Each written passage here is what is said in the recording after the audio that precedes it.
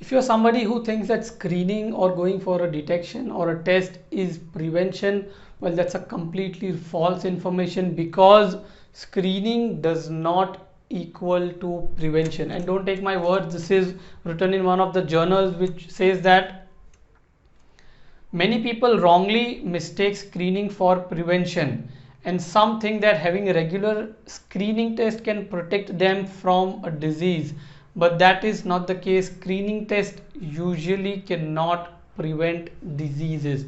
Now in this video we'll understand what are the three disadvantages of going for a screening test. First two parameters, we'll understand that the screening tests are not 100% accurate, and in the last parameter we'll understand that is going and early detection adding any value to your life, or it is making your life more miserable. Now there are a lot of tests, for example hypertension or cholesterol or thyroid, a lot of tests people do, but in this video I want to specifically take the example and highlight the testing or the screening for the breast cancer, which is mammography, and it is being widely used screening method throughout the world, and a lot of women are encouraged above 40, above 50, or people, even women who are under 40 are encouraged to go and take the mammography test. Now what are these three disadvantages we'll understand, and towards the end we'll understand what is the real prevention, what are the factors that you need to consider if you really have to go and get screened for any kind of a problem. So the first parameter or the first limitation, which I was also surprised when I was doing my research. Now just to give you a brief background, that the research that I'm doing comes from my experience when I did my master's in pharmacy. I wrote this 100-pager thesis to complete that, and from that it gave me an idea that what is information, what is the right information, and not just random information from Google that you search you get. So what are the authentic medical papers, what are the authentic research which is being published, what are the genuine websites which gives you the correct information. So this is a purely research based video. It has nothing to do with my personal opinion, but it is to help you make a better choice for your health and your overall well-being. So the first parameter in terms of specifically cancer screening and breast screening is mammography, and one of the thing is the false positive result. Now what is the false positive result? It means that you go for a screening, and though you don't have any breast cancer, but you are detected saying that you have cancer, you have a small lump. Now that lump is non-invasive, that lump cannot do any damage to you. It might be just small thing which is there in your body, it is not cancerous, but since you went to the screening, this is a false positive result which is making you cancerous and which is saying that you have a cancer. Now the statistics on this is, studies have estimated that 19% of screen detected breast cancer and 20 to 50% of screen detected prostate cancer are over diagnosed. Now they are saying that 19% is over diagnosed. So let's say 100 women go for the detection of breast cancer, 19 will be given a diagnosis or the further test or the further recommendation or any kind of treatment or a procedure just because of over diagnosis. It's a false diagnosis. The female does not have cancer, but they are said that you have cancer, and that's a false positive result. Now just to give you a brief data on mammography, which says that, and this is again mentioned on the National Cancer Institute, which says that for mammography in women between age 50 and above, more than 1300 women need to be screened. 1300 women need to be screened to save one life. Now if you see 1300 women are screened to save one life, and out of that 19% chances are that the results will be false positive.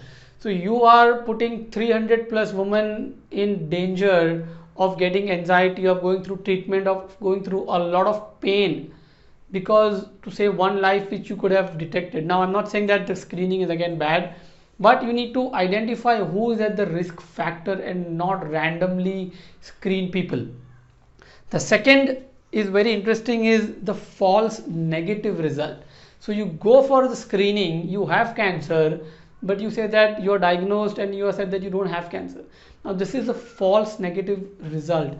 Now the percentage for this is very interesting again, which is published in the Lancet, which is one of the renowned medical journal, and the Lancet says that in mammography 30 to 10 to 30% of breast cancers can be missed. 10 to 30% of people will be missed by detection from the cancer. So you have cancer, but it is not detected in the mammography. So you go back home, you enjoy, you party, and you do stuff. So this is again an example that these tests or the screenings are not 100% accurate. And even if they are accurate, they are not adding value to any, they are not adding value. So that value is again a question mark, which is the third point, which says, which is the lead time bias. Now I'll explain the lead time bias with a small thing over here, that let's say you are diagnosed cancer over here. Let's say your cancer is generating in your body at this age. Now, so let's say this is 50. Now at 67 you are diagnosed with cancer because you have symptoms, you have things. So this is not screening, this is not a prevention screening, this is a normal routine where you get problems, you get symptoms, and you are diagnosed with cancer at the age of 67 and the person dies at the age of 70. So 3 years person lived in cancer and then the person passed away. Now let's say you are doing the screening, and what happens that the cancer is starting at the age of 50. Now since you went for the screening, the cancer was detected at the age of 60, but still the person dies at 70. So you see that there is no lengthening of the life, but what happens is that these 7 years has become now more painful for that person, because now the person is living 10 years with cancer rather than 3 years. So there is no improvement in the quality of life, or there is no increase in the length of the life. It is just that I know the problem earlier and the solution is the same.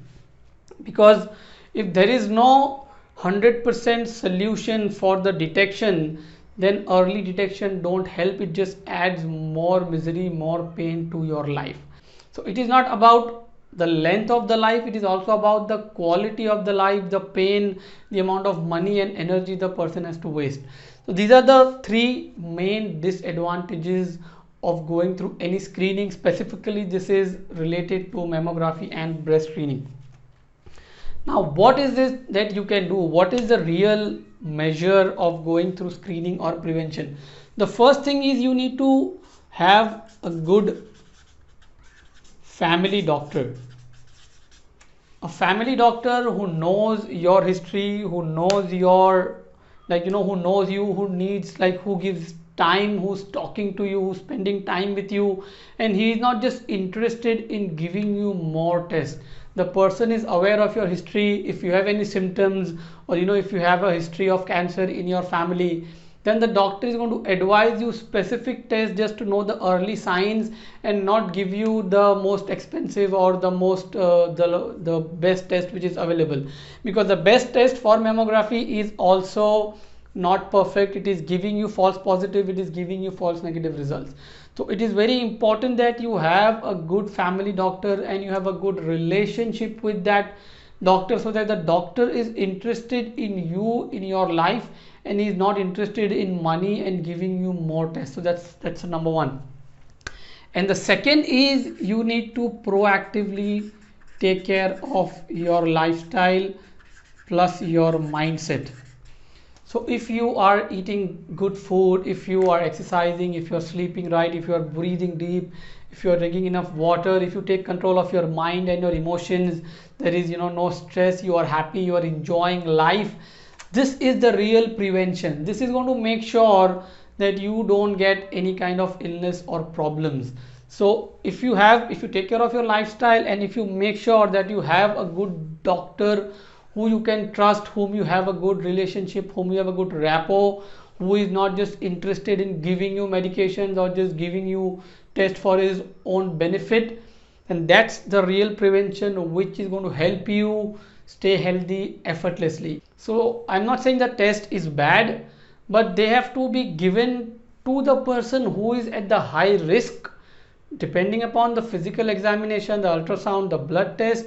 Then you go for the highest test. Now this is not just for breast cancer, this also implies for prostate cancer, for colon cancer and other diseases as well. So make sure you take an informed decision and you don't take the decision out of any kind of social pressure or any kind of other influence. It is your choice, because these things are not in our control. The result is not in our control, but what is in your control is this: selecting your lifestyle and taking control of your mindset, and selecting a family doctor and building a good relationship with the doctor. These two parameters are in your control. So make sure you take control of these parameters, and which is going to add value, which is going to add quality to your life. Thank you so much. Again, please share it with the people whom it can benefit, and I'll see you in the next video. Until then, stay healthy effortlessly.